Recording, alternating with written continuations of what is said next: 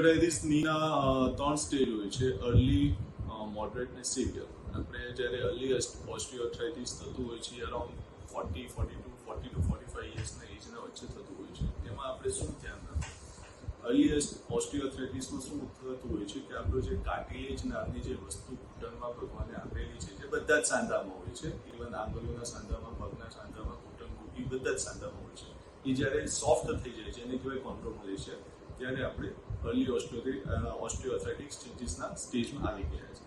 તો એની માટે આપણે શું કરવું? અનનેસેસરી પલાકીના વાળવી, ઉબળક ના બેસવું, જેમ કે આપણે ઇન્ડિયન ટોયલેટમાં બેસતા હોઈએ છીએ. વેસ્ટર્ન ટોયલેટનો ઉપયોગ કરવાની ટેવ રાખવી.